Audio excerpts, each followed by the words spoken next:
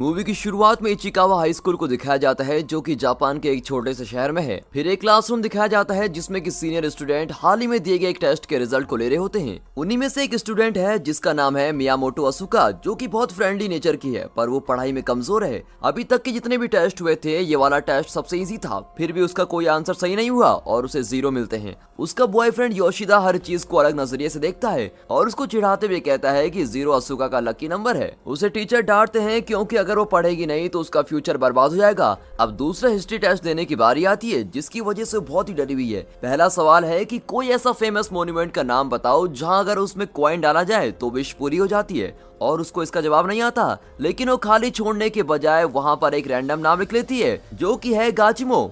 जब वो ये नाम पेपर में लिख रही होती है तभी एक बहुत तेज लाइट खिड़की के बाहर दिखती है और उस शहर की किसी जगह में एक अजीब सा जंगल जैसा रास्ता बन जाता है। दूसरे दिन जब असुका और योशिदा स्कूल जा रहे होते हैं तो उन्हें एक जगह दिखती है जो कि उन्होंने पहले कभी नहीं देखी, जिसकी वजह से उन्हें ये जानने की इच्छा होती है कि आखिर ये है क्या चीज, और इसी इच्छा को पूरी करने के लिए वो दोनों उस जगह में जाते हैं। अब कुछ देर चलने के बाद उन्हें एक बोर्ड दिखाई देता है जहाँ पे कुछ लिखा होता है जिसको प्रोनाउंस नहीं कर पाते। फिर असुका एक कॉइन फेंकती है और ये विश मांगती है कि उसे अगले एग्जाम में 100 नंबर मिले। क्या असुका को अगले एग्जाम में 100 मिलेंगे, ये जानने के लिए आगे बढ़ते हैं। वो दोनों फिर स्कूल जाते हैं और उन्हें पिछले टेस्ट का रिजल्ट मिलता है, लेकिन असुका को अभी भी 100 में से 5 नंबर मिले होते हैं और ये देखकर उसे उस मंदिर पर विश्वास नहीं होता। उस दिन वर्ल्ड पॉलिटिक्स पर एक और क्विज होने वाली होती है। पहला सवाल पूछा जाता है कि जापान के प्राइम मिनिस्टर कौन है, और असुका को इस बारे में कुछ भी नहीं पता होता, पर वो आंसर न लिखने की जगह पर योशिदा का नाम लिख लेती है। उसे किसी भी सवाल का जवाब नहीं आता तो वो थोड़ी देर के लिए आराम से सो जाती है। फिर स्कूल के बाद असुका और योशिदा उसके घर जाते हैं और जैसे ही वो घर के पास आते हैं तो वो सुनते हैं कि असुका के पेरेंट्स लड़ रहे हैं। उसके पापा सेल्समैन हैं जिन्हें नौकरी से निकाला जा रहा है और उसकी मम्मी का किसी जवान आदमी के साथ अफेयर चल रहा है।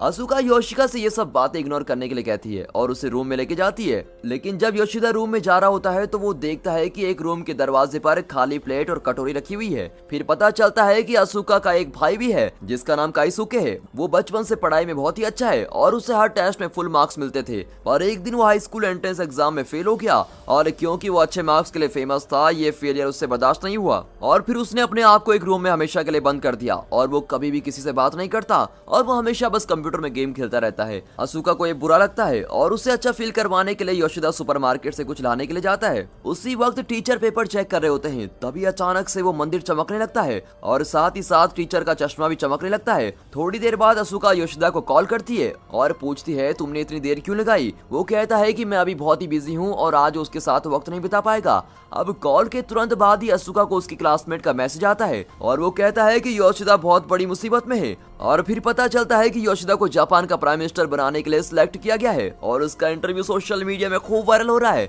अब दूसरे दिन असुका स्कूल जाती है और अभी भी कंफ्यूज है कि उसका बॉयफ्रेंड तो मार्केट गया था और वो प्राइम मिनिस्टर कैसे बन गया। साथ ही साथ कई देश के प्रेसिडेंट भी गायब हो गए हैं। टीचर क्लास रिजल्ट लेके आते हैं और असुका को उसका पेपर बहुत ही खुशी से देते हैं। असुका को फुल मार्क्स मिले होते हैं बावजूद इसके कि उसने बहुत सारे आंसर्स नहीं लिखे थे, और उस पेपर को ध्यान से देखने के बाद उसे पता चलता है कि योशिदा प्राइम मिनिस्टर बन गया क्योंकि उसने अपना पेपर में उसका नाम लिखा था, और बाकी देश के प्रेसिडेंट गायब हो गए क्योंकि उसने अपने पेपर में बाकी सवालों के जवाब नहीं लिखे थे, और मंदिर ने लगता है उसकी विश पूरी कर ली है और अब तो ऐसा लगता है जैसे दुनिया उसके इशारों पर घूम रही है। अपनी गलती ठीक करने के लिए वो गूगल करके सारे आंसर उस पेपर में लिख देती है और ये प्लान काम करता है और योशिदा को पहले ही दिन काम से निकाल दिया जाता है और बाकी देश के प्रेसिडेंट तुरंत मिल जाते हैं और फिर फाइनली सब पहले की तरह हो जाता है। अब दूसरे टेस्ट की बारी आती है, पर इस वक्त असुका नर्वस नहीं है क्योंकि इस बार वो गलत जवाब भी लिखेगी तो कुछ नहीं होगा क्योंकि ये मैथ्स का एग्जाम होता है। स्कूल के बाद योशिदा असुका से फिर मिलता है और उसको बताता है कि उसको काम से क्यों निकाल दिया। असुका उसको शांत करवाती है और फिर उसे अपनी शक्ति के बारे में बताती है और योशिदा को उस पर विश्वास नहीं होता और उसे पेपर में कुछ लिखने के लिए कहता है। अब इससे पहले कि वो कुछ पेपर में लिखती, एक टावर जो कि शहर के बीच में था वो हिलने लगता है और ये सब उसके मैथ के टेस्ट में गलती करने की वजह से हुआ है। वो दोनों तुरंत टीचर रूम में जाते हैं और वो गलती को ठीक करते हैं और फिर वो टावर सीधा हो जाता है। अब टीवी के एक्सपर्ट भी ये नहीं बता पा रहे होते हैं कि टावर ऐसे क्यों हिल रहा है।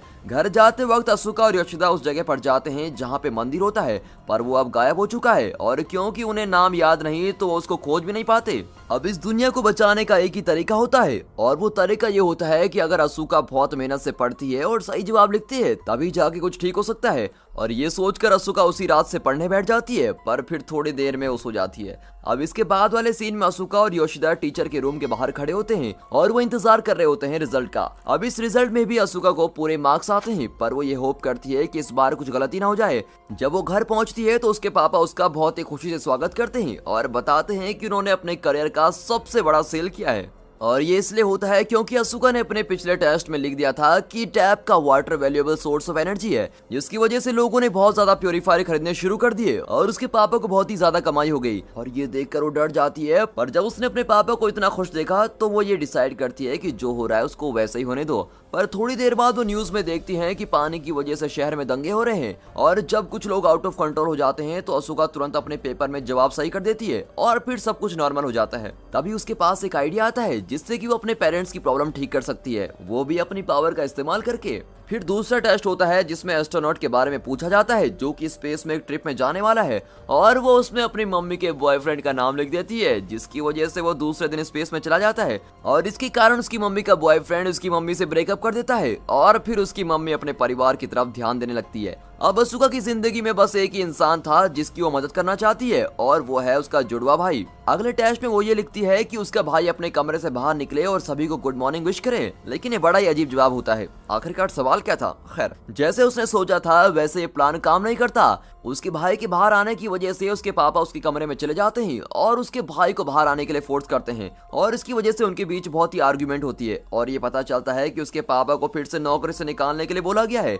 और उसकी मम्मी दूसरे आदमियों को मैसेज करने लगती है। तब असुका को ये रियलाइज होता है कि जो वो प्रॉब्लम सॉल्व कर रही है वो हमेशा के लिए नहीं, बस टेम्पररी है और वो अपने भाई से बात करने की कोशिश करती है क्योंकि उसका भाई अभी भी पढ़ाई में अच्छा है। असुका दरवाजे के बाहर बैठ के जोर जोर से पढ़ने लगती है। वो बहुत सारी गलतियां करती है जो कि उसके भाई को अच्छी नहीं लगती, फिर भी उसका भाई कुछ नहीं बोलता और फिर एक दिन असुका मैथ्स के सवाल को छोड़ देती है क्योंकि वो बहुत ही डिफिकल्ट होता है और उस सवाल को ठीक करने के लिए उसका भाई उससे पहली बार बात करता है। असुका मन लगा के पढ़ने लगती है लेकिन फिर भी उसका भाई दरवाजे के पीछे से ही बात करता है। फिर उसके पापा भी बुक्स पढ़ने लगते हैं जिसमें कि सेल्समैन के बारे में लिखा होता है और वो पूरी कोशिश करते हैं कि उनकी सेल्स बढ़े। उसकी मम्मी भी सारे प्रेमी के नंबर डिलीट कर देती है और अपने परिवार पर ध्यान देने लगती है। अब एक हफ्ते के बाद असुका को पूरे मार्क्स मिलते हैं और वो भी किसी की मदद के बिना और वो अपने भाई के पास दौड़ के जाती है ताकि वो ये खुशखबरी उसको दे सके, लेकिन वो दरवाजा खोलने से मना कर देता है। अगली सुबह असुका और उसके पेरेंट्स खाना खा रहे होते हैं और तभी उसका भाई नीचे आता है और सबको नमस्ते करता है और वो अपने पापा से माफी मांगता है और ये वादा करता है कि वो आगे से अच्छा काम करेगा। अब एक दिन जब असुका और योशिदा स्कूल जा रहे होते हैं तो असुका को उसको पहला टेस्ट पेपर मिलता है और असुका उसको फाड़ देती है क्योंकि उसमें उसको सिर्फ 5 मार्क्स मिले थे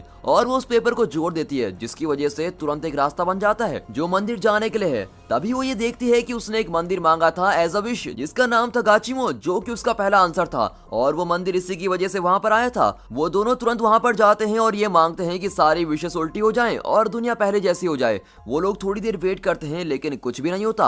अब स्कूल में टीचर फिर से टेस्ट लेती है और इस बार टेस्ट वर्ल्ड जियोग्राफी और पॉपुलेशन का होता है। तभी असुका को याद आता है कि उस मंदिर ने उसकी बात मानी थी क्योंकि उसने कॉइन वहां पर डाला था। इसका मतलब उसकी विश को उल्टा करने के लिए वो कॉइन निकालना पड़ेगा। वो जल्दी अपना पेपर खत्म करके दौड़कर उस मंदिर के पास जाती है ताकि वो कॉइन को ले सके, लेकिन वो कॉइन एक लॉकर के अंदर है। फिर भी वो एक लकड़ी का इस्तेमाल करती है उस कॉइन को निकालने के लिए और वो इसमें लगभग कामयाबी हो जाती है। तभी सीन कटता है। उसी वक्त असुका के भाई और उसके पेरेंट्स बातचीत करते हैं जिसमें वो उसके भाई के फ्यूचर के बारे में बात कर रहे होते हैं और उसका भाई बहुत खुश हो जाता है कि वो अब वापस आ गया है और अपनी आगे की जिंदगी अच्छे से बिता सकता है। उसकी मम्मी भी अपनी गलती के लिए माफी मांगती है और सारे गिले शिकवे खत्म हो जाते हैं। अब उसी वक्त हमें दिखाया जाता है कि असुका के टीचर टेस्ट पेपर चेक कर रहे होते हैं और असुका को फिर से 100 मार्क्स मिलते हैं। उसी वक्त गलती से वो कॉइन फिर से लॉकर में गिर जाता है और वो कॉइन के गिरते ही एक बहुत तेज रोशनी आती है और कुछ ही देर में उस मंदिर के सामने कोई नहीं होता और सिर्फ यही नहीं, पूरा शहर, पूरा देश और पूरी दुनिया खाली हो जाती है।